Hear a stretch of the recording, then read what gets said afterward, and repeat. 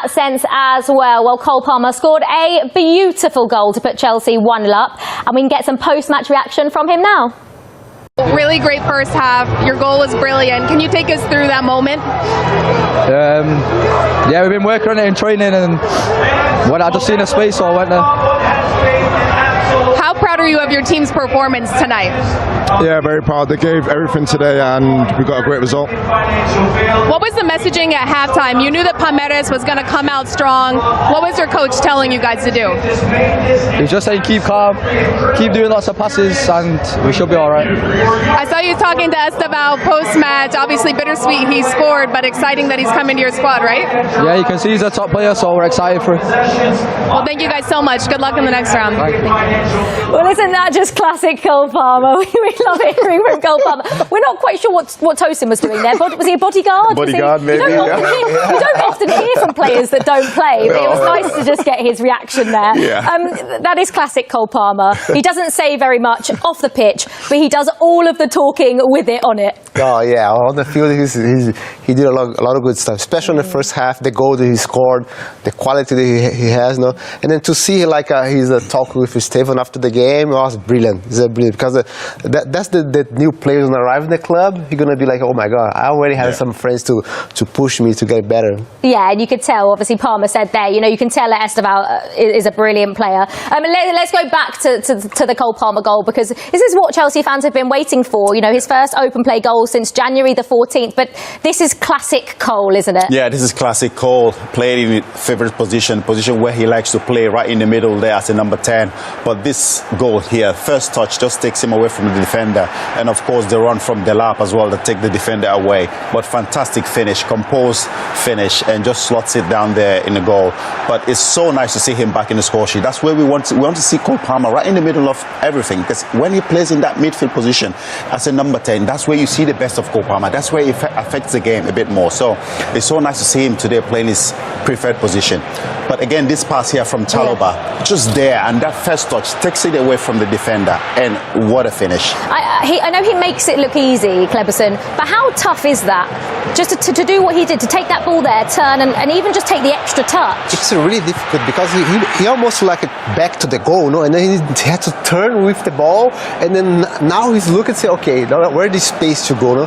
And then he's taking touch, and then he makes a good goal. Yeah, it's that half turn, isn't it? Sometimes, you know, top players, they know, they can feel, they can see what's behind them. He doesn't have to look around way too much to see if anyone was behind him. He knew the ball was coming to him, so that turn, that touch and that turn, and just sets it up, and that finish composed. It's so nice to see him back in the score sheet. Yeah, it was absolutely brilliant tonight. And like you say, you want to see Cole Palmer occupy those positions right in the middle of the pitch. You don't want to see him on the left or right. So what happens, you know, when Moises Caicedo comes back into midfield and Romeo Lavia's back fit, and then you've got Enzo Fernandez. Enzo Maresca's got some big decisions to make, because it does feel like Enzo Fernandez has been playing more of the 10, and that pushes Cole out wide. But after that performance, how can you push Cole out wide for the semi-final? Exactly. A lot of Chelsea fans have said it. You know, we don't like seeing him play out wide, because then you don't see the best of Cole Palmer. When he plays as a number 10, that's where you see the best of Cole Palmer. That's where he affects the game. But of course, the manager has a tough decision to make when Caicedo and Lavia comes back. He likes to play those two in the midfield, and then Enzo Fernandez a bit further.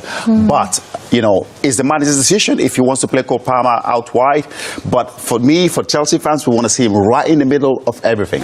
I suppose, and you're not a Chelsea fan, but watching Cole Palmer play, it does feel like you get the best Cole Palmer when he's in the middle and not on the wing. Yeah, also in the middle, he can see more the game. No, I think he feel more like confident. He feel more positive to run on the puck, to receive those ball. And also, I think when João Pedro get in the games, help him a lot, because he starts to find João Pedro also in the top. Well, I think personally, I think first half we were in control of the game. We conceded nothing. We scored the goal, and we could score some more goals. Second half, they start better than us. They score. The game changed a little bit. The dynamic changed. But then I think the last 20-25 minutes we were in control again, and I think we deserve to win the game without being lucky. Congratulations on the win. Overall thoughts on your team's performance tonight? Yeah, thank you. Has been a tough game, as we expected. We need lots of energy because, you know, we are at the end of the season for us. They are at the beginning, so the energy is different. But at the end, congratulations to the players because they have been very good. What was the messaging at halftime to your squad? Obviously, Palmeiras came out very strong. Some of your players mentioned that was going to happen. What did you tell them to expect? No, they defend very, very well. They attack very well, so we need to be careful. First half, I think we were a little bit better compared to the second half. We controlled the game much better. But then they scored, the game changed, and then at the end, I think we scored and we deserve to win. I have to ask about Estevao. Obviously, bittersweet that he got the goal against you guys, but looking forward to the future with him? Yeah, happy because we won, happy because he scored, so it's the perfect night.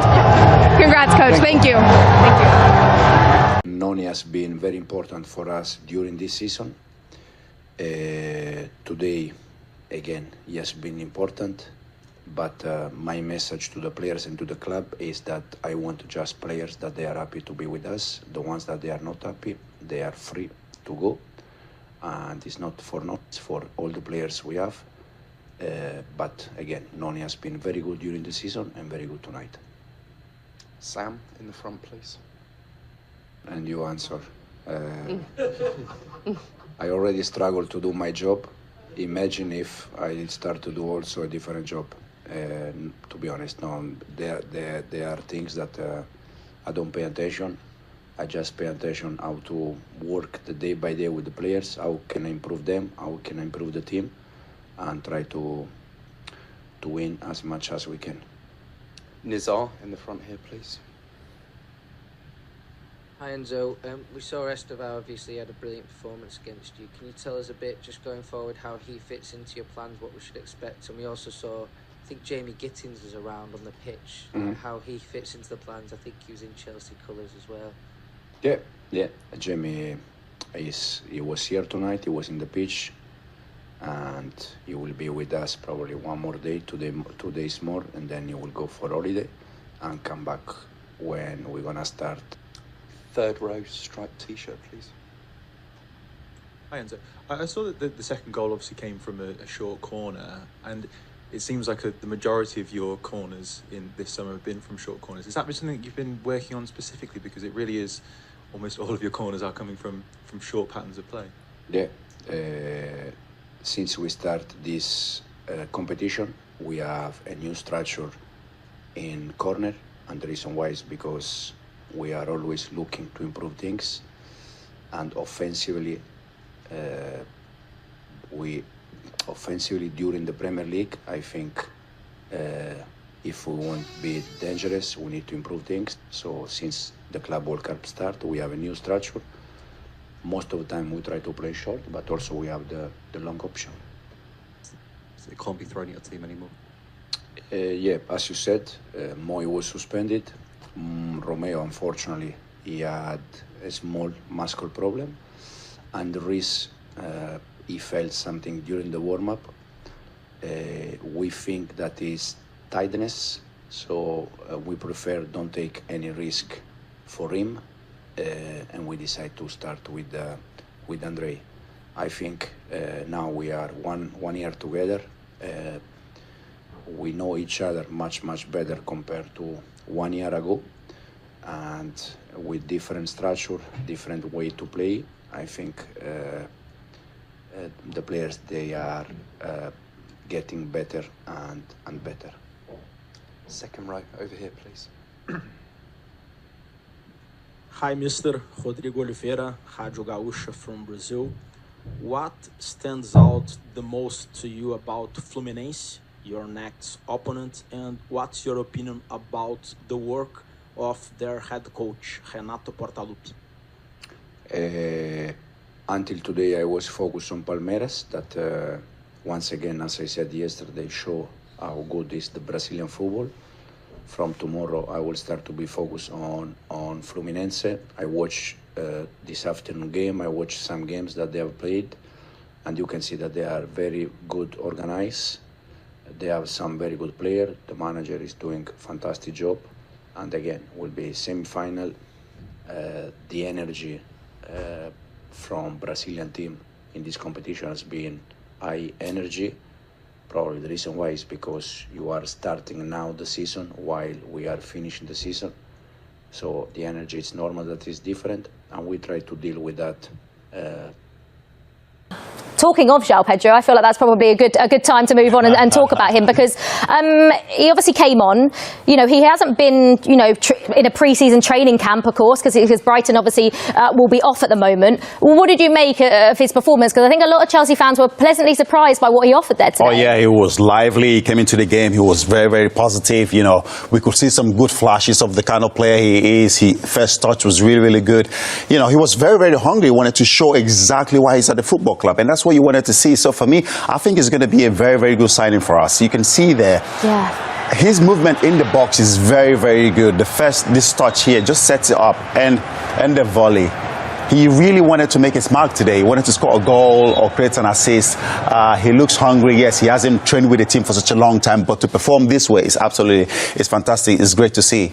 And I suppose that's quite a difficult situation. I mean, he would back himself to, you know, come on and play whenever, but the fact he's had all that time off, he's coming into a completely new squad with completely new players, has never played with any of them before, to then turn up and actually put in a debut like that was pretty impressive. Yeah, pretty impressive. Imagine you're at home, just watch the games, and then say, okay, take your bag, come here and play that level. That demonstrates like they play like professional, no?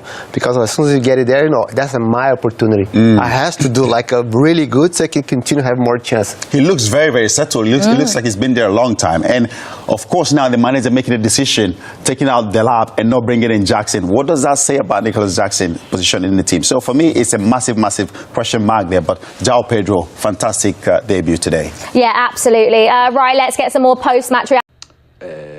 In different way. Peter? Hi, Enzo.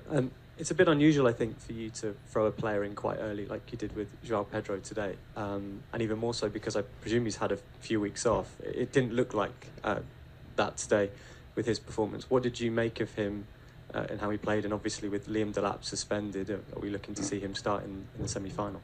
Yeah, since he arrived, the reason why we decided for him is because since he arrived, even if he was on holiday, he looks sharp, he looks good, and we give him the some minutes. Also, I think he was just inside when they scored, and I think since he was inside, him and Noni, I think again we were much better, and so we knew him very well. The reason why he's here is because we like him. And we are sure that he's going to help us. Kieran? Hi Enzo, how are you? Just going back to Estevao, can I just get your opinion on what you see his best position as? And do you think it was good that Cucurella basically gave him a taste of Premier League physicality because he was all over him in the match? You mean how I see Estevao? Yes. Very good, very good. You can see that he's huge talent. You can see that he's a fantastic player, and the only thing for me is when you come from South America or in general from the other part of the world to Europe, you need to adapt. So we're gonna help him to adapt, and first of all to be happy, to continue to enjoy football, and we don't have any doubt because he's so good that he's going to be a very important player for Chelsea. They are defensively very good, the way they press, the way they are aggressive, and they are very dangerous in transition. So when you prepare this kind of game, you have to prepare how you want to attack, but also how you want to avoid transition. It's normal that you are not going to avoid for 95 minutes, 100 minutes transition. It's going to happen that 1, 2, 3 times you are going to concede transition. And then tactically, we changed something. The last game against Benfica, we move a little bit in different way Cucurella. Tonight in this game, for different reasons, we move in different way Malo Gusto, and I think the structure of the team also help the players to getting better and better. The lady in the fourth row, please. My name is Mavis Samano from Ghana. Congratulations, coach. You have a lot of fans in Ghana. And there have been a rumor about Chelsea going in for Mohamed Kudus as a coach personally. do you want Mohamed Kudus in Chelsea? Mohamed is West Ham player and is not our player, so I cannot say nothing. The only thing I can say, I know Kudus since he was in Ajax, but he's West Ham player. If there is a particular pride from you for being one of the only two Italian representatives in the competition with Donnarumma, and if you feel that there is a bit of underestimation from your country about you. Thank you. First of all, yeah, always proud to be Italian, no matter if we are 2, 3, 4 or 5, always proud of that. Then in terms of, I think I spent 10 years as a player playing abroad. I spent almost all my career as a manager abroad, so probably I don't know, it's more question for them. I feel happy here where I am, but in the same time, as I said at the beginning, very proud to be Italian. Third row, please. Hi Enzo, Ed from Sky Sports.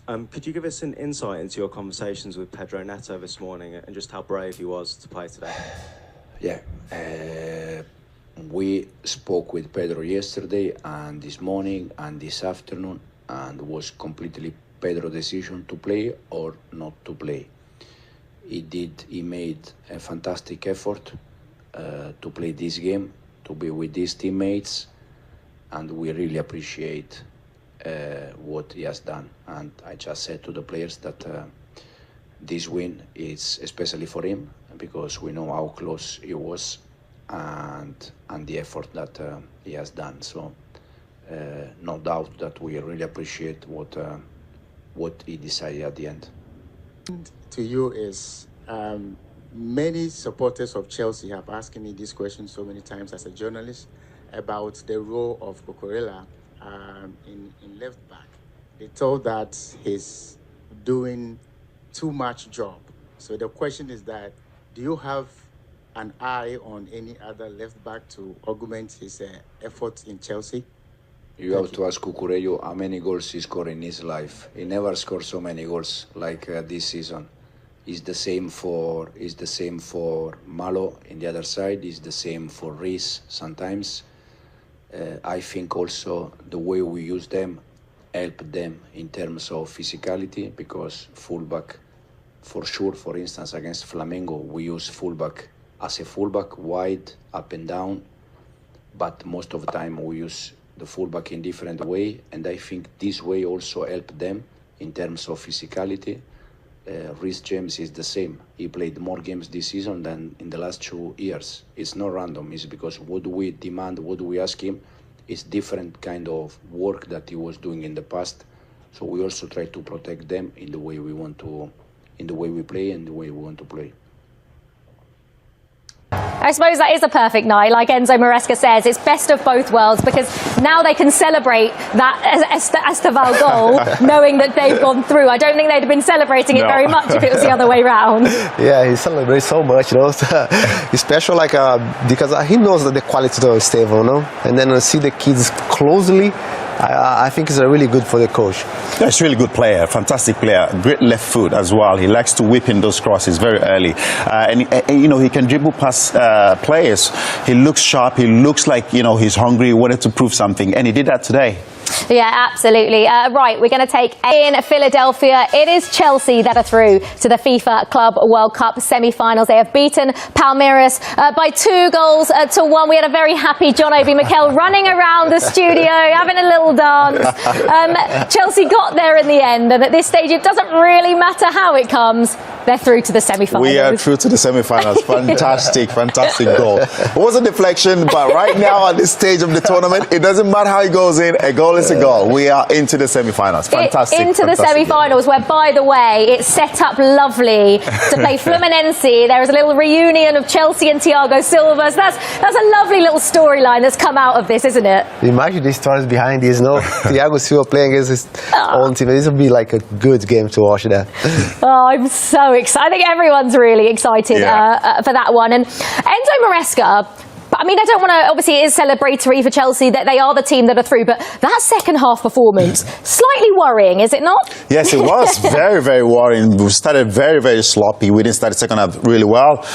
Palmeiras, of course, we talked about it in the second half that they were very, very poor. And they didn't come out in the second half. They started to play better. They became more aggressive, you know, in the first ball, second ball. They started winning everything. And we sort of play into their hands as well, the way they wanted us to play. And then they got that goal, which then they started to dominate the game. But eventually, of course, we're so lucky with that goal and to put us 2-1 up. Yeah, Palmeiras a little bit, like John Obi says, unlucky, weren't they? I mean, they played so well that second half, but obviously they left themselves with a fair bit to do because of how poor they were in the first half. Yeah, in the first half they played so poor. They don't create so much opportunity. They had only one opportunity with like the left back Vanderland, and then in the second half they get it better.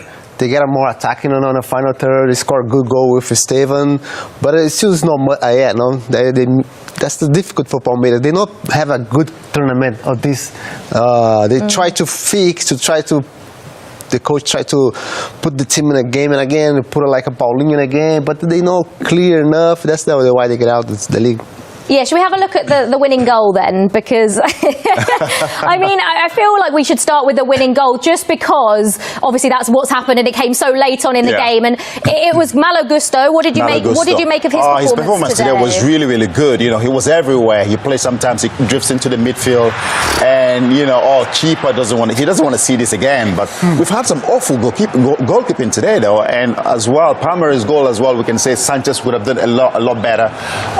But this man here, he had a really, really good game. Sometimes we'll question his performances, but today he was absolutely fantastic. I mean, yeah, Weberton in goal, who largely, you know, he's had a very good tournament. I mean, the Brazilian sides have all been very good defensively, but like John says, he won't want to see that again. Well, he should have saved it. Yeah, his cup is a good tournament. Also, a couple of years ago, he saved a lot of balls for Palmeiras. Unfortunately, that one, we expect like a goalkeeper save that ball, but he doesn't save. After that, he have a good save on a shooting for the Chelsea player.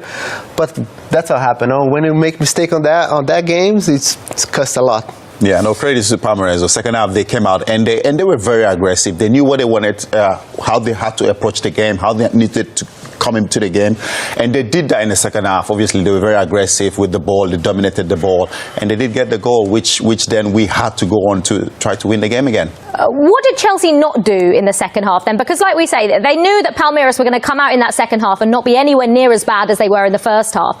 So why didn't Chelsea adapt? Why couldn't they quite work out what Palmeiras were doing? Because we just couldn't control the game the way we controlled in the first half. You know, we lost possession of the ball. There was a lot of sloppy passes. We were giving the ball away very cheaply. And as well, I think Palmeiras as well, they started getting into some altercation in the game, you know, fouls here and there. That's the way they wanted us to play. So we kind of lost concentration of how we dominated the game. But that's how they wanted us to play. But then, of course, they came back into the game, which is not what we wanted. But I genuinely think, you know, with that goal, we were very, very fortunate. All right, let's have a look then at the goal that did get Palmeiras level, because Kleberson, who else? It had to be Estevão, didn't it? Has to be him. What a goal he scored on that position. His first touches are really good on the ball. As soon as he's taking touch, and then he get in his space, and I don't know if he see the goalkeepers step out of the post, but the shot is perfect on the goal. No, but the keeper, Jesus, Sanchez, you can't be beating in your near post. He wasn't even defending the near post. I don't know what he was doing or where he was going, but take nothing away from Estevao. Fantastic finish, but keeper, oh my God, Sanchez. Do you think Sanchez? Do you think? I mean, it was inch perfect from Estevao, and he had a very good game. I thought he was involved in everything good that Palmeiras did, but. Do you think Sanchez should have done better? Oh, yeah, that one is, of course, because if he stay in the post, he can save that ball. I don't know why he's taking some step on the other side and then let the kids shoot it and go. We need a top goalkeeper. I've said it so many times. We need a top goalkeeper if we have to win trophies. And for me, I've said it so many times, I don't think he's that goalkeeper. We need another top goalkeeper to be able to start winning trophies. Yeah, I think a lot of Chelsea fans would probably agree with you.